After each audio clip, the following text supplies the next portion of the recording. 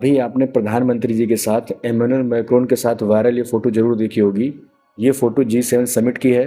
तो चलिए आपको शॉर्ट वीडियो बताते हैं G7 समिट और G7 के बारे में। तो 1973 में जब बहुत ज़्यादा इकोनॉमिक क्राइसिस आता है, ऑयल क्राइसिस की दिक्कत बहुत ज़्यादा पड़ती है, तो 1975 में इसका निर्माण किया जाता है और स्टार्टिंग इसमें 6 देश होते हैं: America, France, Britain, Germany, Japan, Italy.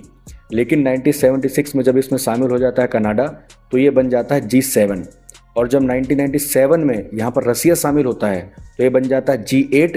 परंतु हम सभी जानते हैं कि 2014 में जब रसिया ने क्रीमिया पर आक्रमण किया तो रसिया इससे बाहर हो जाता है और फिर से G7 बन जाता है। अगर हम बात करें भारत की, तो भारत इसका आधिकारिक रूप से सदस्य नहीं है। भारत इसको आउटरीचिंग कंट्री ग्रुप में ज्वाइन कर रहा है। आउटरीचिंग कंट्री वो होते हैं जो मेंबर नहीं होते हैं, परंतु उनको इंपॉर्टेंस की वजह से बुलाया जाता है। सिर्फ भारत ही ऐसा देश नहीं है, जैसे हो गया ब्राज़ील, हो गया मिस्र, हो गया यूएई, हो गया कतर, हो गया, ऐसे बहुत सारे देशों ने इसको एज ए आउटरीचिंग कंट्री ग्रुप में ज्वाइन किया है। भारत के बारे में बात करें तो भारत ने 13वीं बार इसको ज्वाइन किया है एज ए मेंबर, मतलब एज ए आउटरीचिंग कंट्री के फॉर्म में। और प्रधानमंत्री नरेंद्र मोदी जी 7वीं बार इसको ज्वाइन कर रहे हैं। इससे बात करें इस मीटिंग के मुद्दों के बारे में, तो कुछ मुद्दे तो आपने ऑलरेडी सुने होंगे, जैसे ईरान और यूएस के बीच जो पीस डील साइन हुई है। ईरान और यूएस के बीच पीस डील का मुद्दा बहुत पहले से चल रहा था, लेकिन आधिकारिक रूप से हस्ताक्षर इसी मीटिंग में हुए हैं। दूसरी बात, रूस और यूक्रेन के बीच का जो विवाद चल रहा था, तो उनको आपस में कैसे बैठालना है, कैसे लीडर्स के बीच समझौता करना है, कैसे कम समय में युद्ध समाप्त करना है, इसके बारे में भी यहाँ पर बात की गई है।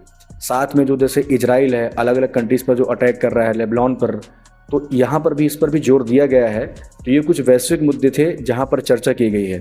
परंतु इस मीटिंग में एआई पर भी जोर दिया गया है कि एआई का सस्टेनेबल तरीके से यूज कैसे कर सकते हैं, क्योंकि हम जानते हैं कि आजकल हर जगह एआई को इंटीग्रेट कर दिया गया है। चाहे एजुकेशन हो, चाहे टेक्नोलॉजी हो, चाहे हम बात करें मशीनरी हो, चाहे वो वीपन्स हो, हर जगह एआई का आपको यूज़ देखने के लिए मिल रहा है।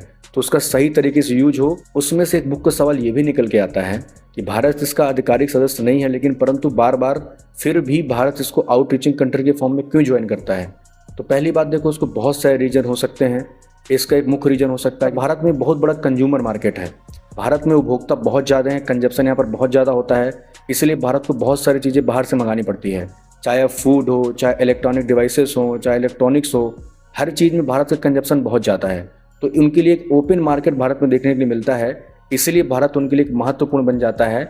इस मीटिंग एक महत्वपूर्ण अंग बन जाता है उनको इस मीटिंग में बुलाने के लिए।